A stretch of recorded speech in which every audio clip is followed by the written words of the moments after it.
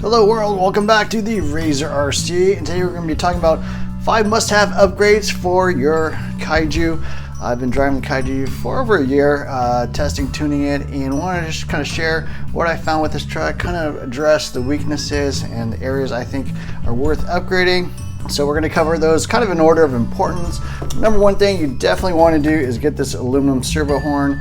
So the new Kaiju EXT does come with this, but the original Kaiju does not. Plastic one will last like half a battery pack, so definitely get the aluminum one. That is definitely worth getting. Otherwise it's going to basically strip out the first time you drive it. Second thing is to put bearings around the outdrives here. So they are 12 by 18 by 4 millimeter bearings. Basically those outdrives splay out. They need to be a little bit harder. I do also think that the drive shafts basically smash against them when you crash really bad, basically when these arms flex a bit, but that is definitely worth getting.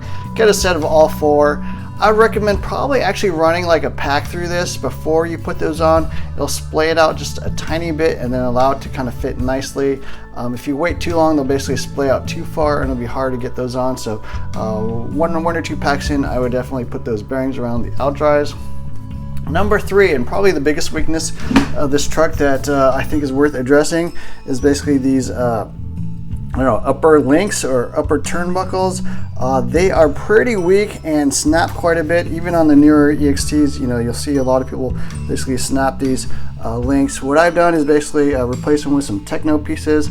I'll put them in the description below. Clicking on that link will take you to the exact part number. But yeah, the stock links are pretty skinny. I think the metal's pretty weak. The Tekno ones, they're about like a ½ millimeter thicker, so they'll be a little bit harder to put into these upper arms, but they'll fit nice and snug and are way more durable, just thicker, better quality metal, and I think you'll find that they work a lot better. Lengthwise, they're totally fine, so a really nice upgrade and pretty easy to do. Number 4 is to get a steel spur gear. So if you're running on 4S, I think the plastic spur gear is not too bad, but on 6S you will start to tear that thing up. Probably worth getting the steel spur gear. This thing is quite an animal on 6S, and I do think that's worth getting. And then the last upgrade I highly recommend doing is basically to drill out the rear pistons with an extra hole. So out of the box, they come with 4 by 1.2 millimeter hole pistons. So just pull out that piston, drill 2 more 1.2 millimeter holes basically into the shock pistons, and you'll find actually that this thing lands a lot plusher.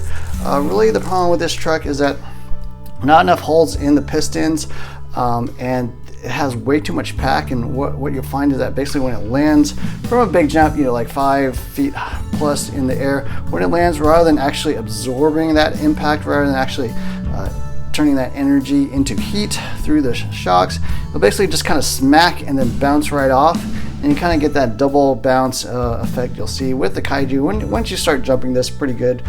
So the only real way to correct it properly is to drill 2 extra holes in the pistons. They already got 4 of them. Just drill 2 more the same size, 1.2 millimeters, and then you'll find I think that it drives heck a lot better. And I'm running 50 weight oil front and rear, or 675, technically 675 CST up front, 650 in the rear, but that's about 50 weight front and back. I think you'll find that shock weight works really good. Do have a few other tips tuning wise. This is kind of part of my Razor Tune series, but the other stuff I've done is I'm running the brakes at 25%. Be a lot more controllable in the air if you're doing flips, front flips, back flips, all that kind of thing. It'll kind of make it nice and easy to correct your rotation in the air, so that's one thing that's nice. Also running punch level 4. So actually I'm not sure why I'm not running the max punch, but this thing is quite a beast on 6S, so it spins super fast in the air with all that power. I cranked the punch up to 4. And then another adjustment I made is on the radio. So if you're running the stock radio, double check your dual rate, but I'm running mine at just a hair above 50%, probably I don't know 52% or something like that. You can kind of see that error there at a little bit past the 50. There's just way too much steering travel out of the box with this thing. It'll just strain the servo, so you do want to crank down your dual rate to set basically your endpoints. There's no way to adjust endpoints on this thing, so you end up using dual rate to set your endpoints. Another thing that is worth doing, I think, is basically setting your servo saver here on the bottom So this thing likes to back down and basically give way too easily.